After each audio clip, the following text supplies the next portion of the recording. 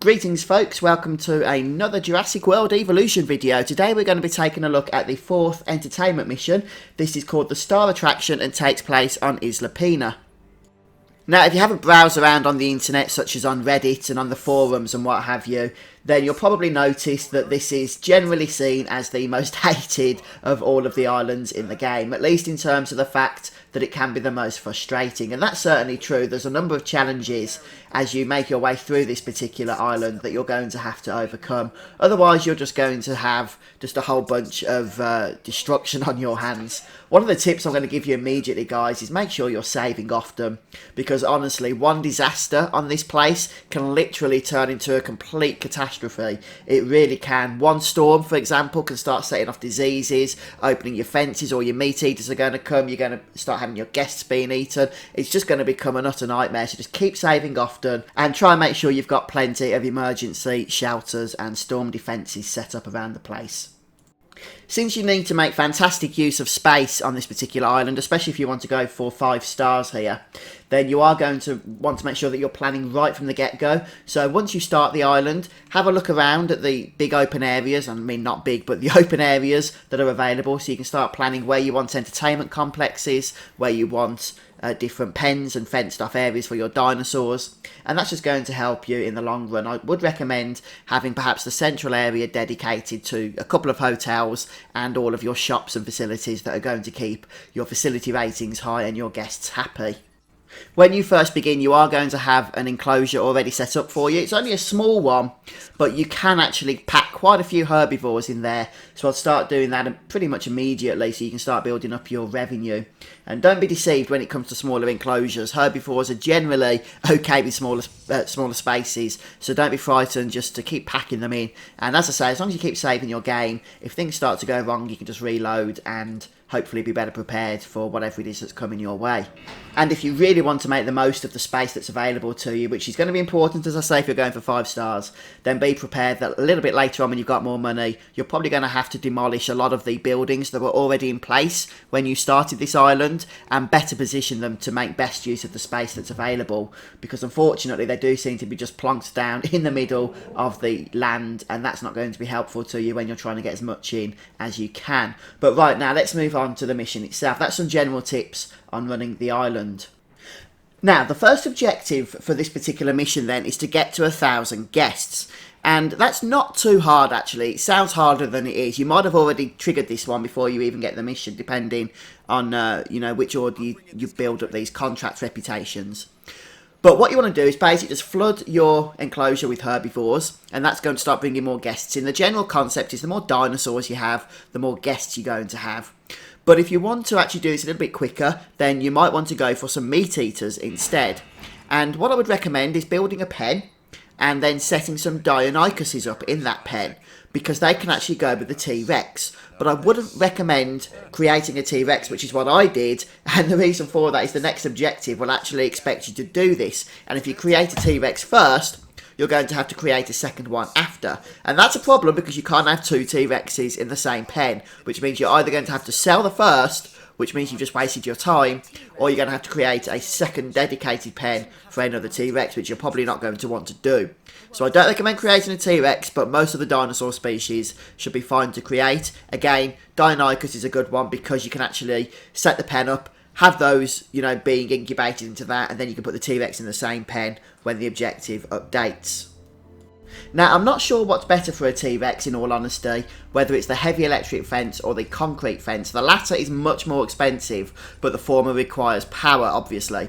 So maybe if you know the answer to that, you can let me know in the comments section, but I get the feeling it's probably about the same for each one. Each has their pros and cons. So anyway, let's go ahead and select the Tyrannosaurus Rex here. Now, you need to make sure you've got the rating at over 300. As you can see, mine is 348.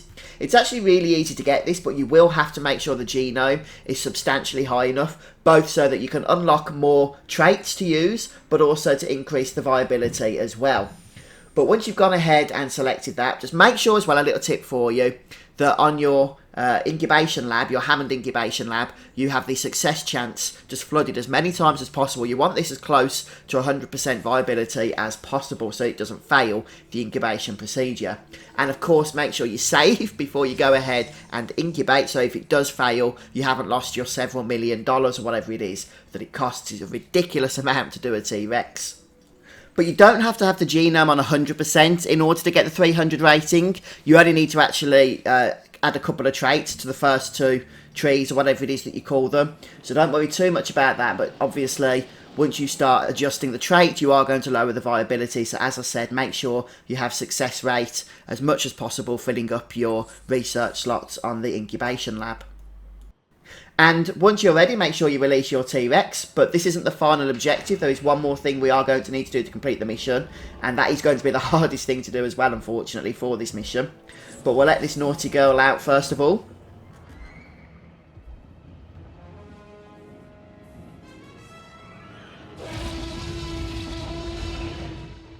I'm a big fan of the sound effects in this game. The fact that the dinosaurs sound just like they do in their movies, that's very good. But anyway, let's carry on with this final objective here. And as you can see, we've got to maintain these safety procedures for 5 minutes. Now, unfortunately, and I'm absolutely positive this is part of the mission, whatever breed you make your T-Rex, as in however you adjust the traits, it's always going to be aggressive when it comes out of the pen, and it will be breaking through the fence. Firstly then, make sure you've absolutely got a Ranger and ACU helicopter team on standby, because you're constantly going to be shooting this guy. Now, it should be mentioned as well that once the T-Rex has been tranquilised, that timer is going to pause. But the timer doesn't cancel as far as I'm aware. So each time a T-Rex escapes, if that's what's going to happen, then make sure you trank it. Make sure you have your emergency shelters open as well, of course. And then have the fence repaired and the T-Rex brought back into the enclosure. Now, throughout most of that time, the timer will be paused, but once the T-Rex is brought back in, then the timer will start up again. So it's 5 minutes as your overall time of having the T-Rex safely and secure in the enclosure. Each time it's out, that timer will pause, but not cancel.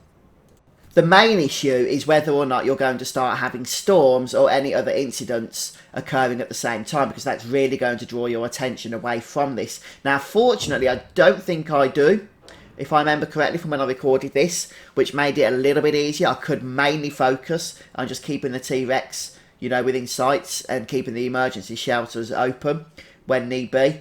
But don't let the Tyrannosaurus actually eat your guests if you can help it, because that's going to give you a massive hit to your star rating. And I believe it costs a bit of money as well, I guess, due to the lawyer charges and what have you.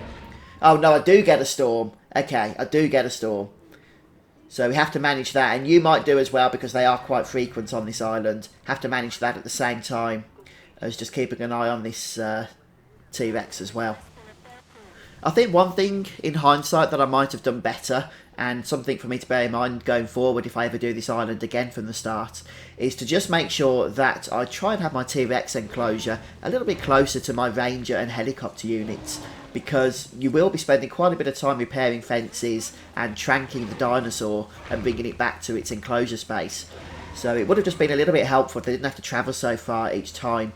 Just a little tip for you, and something that I think I have learned from going forward here. But in all honesty, as I say, I had no idea that this was going to be a type of mission where I would have an aggressive dinosaur for the purposes of the mission, even though it wasn't part of its breed. However, the good news is that once you actually complete this mission, once your timer does expire and you successfully complete the objective, then this aggressive nature of the T-Rex will no longer be the case. So it will just be a standard T-Rex. It won't be angry unless you bred that into its genes. And, you know, you can just keep it in the enclosure and not have to worry about it. So it is just for the mission that you need to be paying extra special attention here. But if you just keep focused on it, then eventually you are going to be able to succeed with this, and the timer will expire, and the mission will complete. And where did this all begin, other than prehistoric DNA? I'm just saying. Or warning. You decide.